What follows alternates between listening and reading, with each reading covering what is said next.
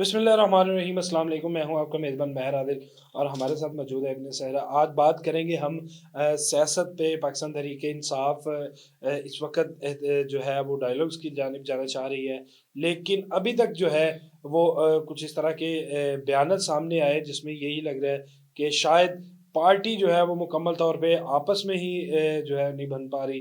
इमरान खान साहब तक इतलात गलत पहुंचाई जा रही हैं और इल्ज़ाम हलीमा खान पे लग रहा है।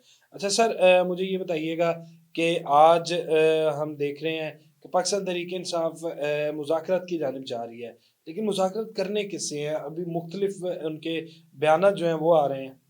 देखिए, उनका डे वन से एक स्टांस है कि हमने मुज़ाकरात उनसे करने हैं जो ताकतवर है, जिनके इख्तियार में सब कुछ है। ये बेइख्तियार लोग हैं, ये बेफैज़, बेवसीला लोग हैं, ठीक है? फैज़ साहब का ज़िक्र आ गया, ठीक है? तो जब से वो आपने एक व लगाया भी था कि बेफैज़ हो गए, तो जब से फैज़ हमीद साहब गए हैं, तो ये बेफैज़ हो गए, ये दुनिया जानती है। अब इन्होंने कहा था कि हम उनसे मुज़ाकरात करेंगे, लेकिन एक हमारी एस्टेब्लिशमेंट का एक स्टांस ये है कि हम आपसे मुज़ाकरात नहीं करेंगे, एक हुकूमत है, आप उससे सियासी लोग सियासी लोगों से मुज़ाकरात हम्म। करें, हमसे आपने क्या मुज़ाकरात करने हैं।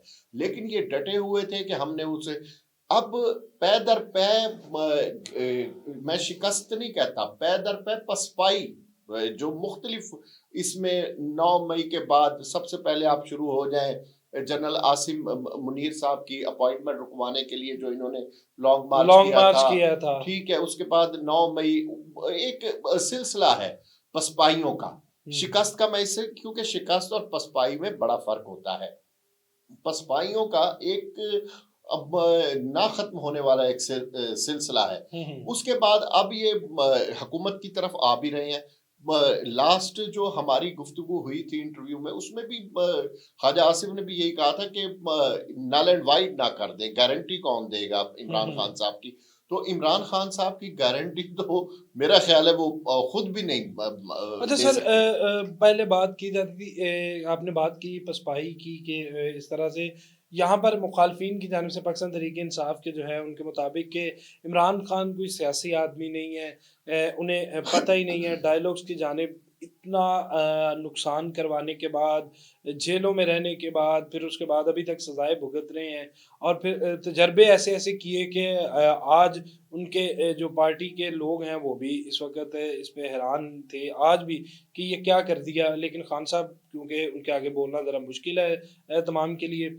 अब बैरिस्टर गौहर कह रहे हैं कि पहले भी खान साहब की जानिब से जो है वो दावत मुज़ाकरत की जानिब बात की गई थी कि मुज़ाकरत की जानिब आए, लेकिन हमने देखा कि उन्हीं दिनों उधर से केपीके से एक यलगार आती है या जत्था आता है एहतजाज की सूरत में, जिसका सरबराही का पाकिस्तान तहरीक इंसाफ के लीडर और खैबर पख्तूनख्वा के सीएम जो हैं, एक आईनी ओहदा वो करते हैं। और एक जानिब जो बानी है वो कह रहे हैं कि मुज़ाकरत हों, दूसरी जानिब जो लीडर हैं या बाहर रहनुमा हैं वो एहतजाज के लिए आते हैं, वो मुज़ाकरत की जानिब आते ही नहीं है।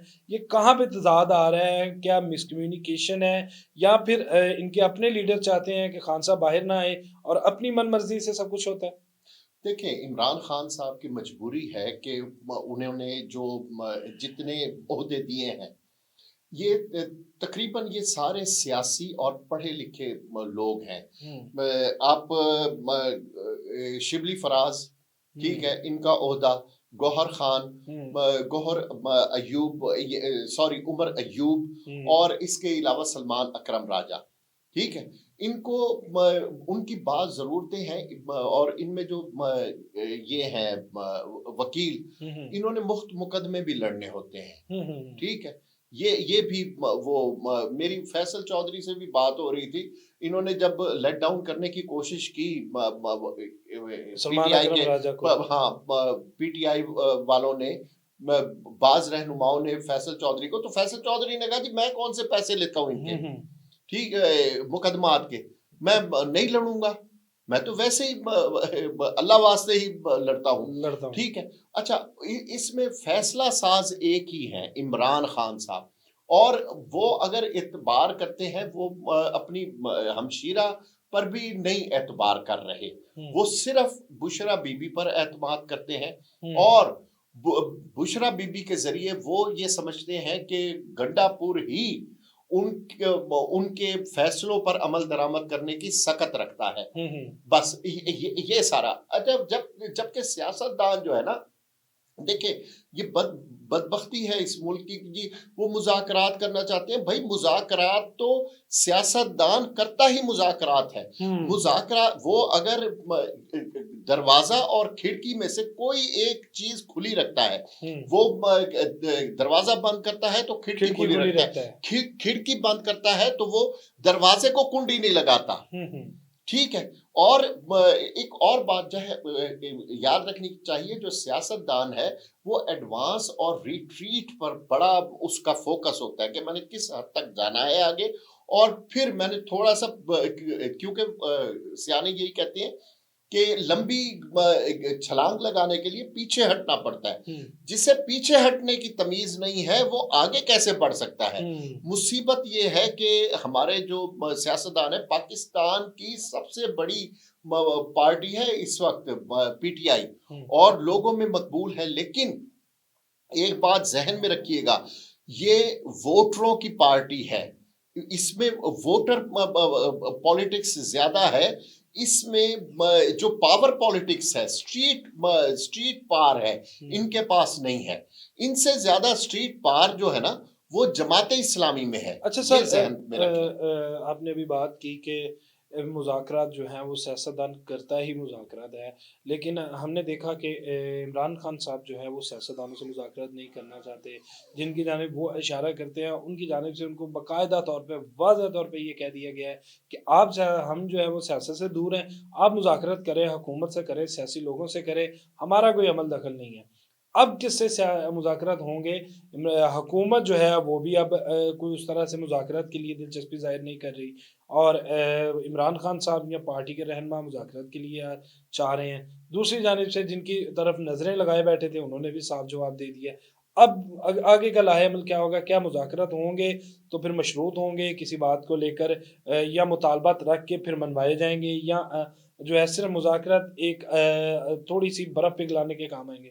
دیکھیں مذاکرات، اگر پی ٹی آئی بہت سٹرونگ پوزیشن میں تھی 8 فروری کے بعد، دیکھیں ان سے بلہ بھی لے لیا، ان کو مختلف یعنی انتخابی نشان لے لیا، ہر طرح سے انہیں لیٹ ڈاؤن کیا گیا، عدالت کی طرف سے، انتظامیہ کی طرف سے، پکڑ دھکڑ، دس اینڈ دیٹ، سب کچھ ان کے خلاف ہوا، پھر بھی یہ پاکستان کی سب سے بڑی جماعت بن کر یہ ابھری، اور پاکستان میں سب سے زیادہ اس نے ووٹ لیے، ٹھیک ہے، 8 فروری کے انتخابات میں۔ اس وقت پارٹی بہت مستحکم اور مضبوط پوزیشن میں تھی، ٹھیک ہے، اس وقت یہ لے سکتے تھے، لیکن انہوں نے اپنی جو طاقت ہے ان کو فضول جو ہے نا اس میں کاموں میں، ایکٹیویٹی میں، احتجاجوں میں، لانگ مارچوں میں، اس میں یہ صرف کر دیا، اپنی طاقت کو جو ہے انہوں نے ضائع کر دیا۔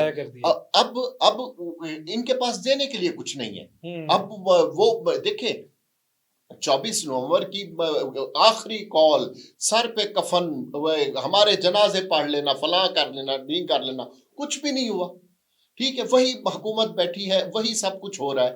اب کس پوزیشن میں ہے وہ؟ اب یہ جہاں تک یہ بات ہے جی سول ڈس اوبیڈینس، وہ بھی ٹائم گزر چکا ہے، 14 نومبر کے بعد دیکھیں انہوں نے کہا تھا کہ 15 دسمبر کو ہم اعلان کریں گے، جس وقت اب تک یہ نہیں ہوا، ٹھیک ہے، اگر یہ ہو بھی گیا، ٹھیک ہے، تو یہ میرے سے آج لکھوا لے کہ یہ ناکام ہوگا، اور اس میں اگر یہ ناکام اس میں کرنا ہے اسے، تو اس میں ہماری انٹیلیجنس ایجنسیاں اور ایف آئی اے، کیونکہ وہ لوگ ایکٹیو ہوں، اور کیونکہ ایف اے ٹی ایف کے حوالے سے ہم نے بہت سی شرائط پر عمل درآمد کیا ہے، اگر ہنڈی کے ذریعے یہ بھیجتے ہیں، ٹھیک ہے، تو اس سے ایف اے ٹی ایف کے حوالے سے ہم پھر ریڈار پر آ جائیں گے، تو ہمیں ہمارے ایف آئی اے کو اور کسے نہیں پتا کہ ہنڈی کا کاروبار کون کرتے ہیں، آپ پکڑے انہیں جو ہنڈی کا کاروبار کرتے ہیں، اور انہیں جب آپ گرفت میں لائیں گے تو یہ لوگ بینکنگ چینل کے ذریعے ہی آپ کو پیسے ریمیٹنسز بالکل ایسے بھیجیں گے. تو اس سے یہ ہے کہ پاکستان کو کوئی مالی مشکلات کا سامنا نہیں کرنا پڑتا. لیکن آخر میں پھر وہی میں کہوں گا کہ ہمارے اداروں کو بہت زیادہ ویجیلنٹ ہونا پڑے گا. ہنڈی کے کاروبار پر اس طرح نظر رکھنی ہوگی کہ ان میں سے ایک شخص بھی $1 بھی ہنڈی کے ذریعے نہ لے کے آ سکے، نہ بھجوا سکے.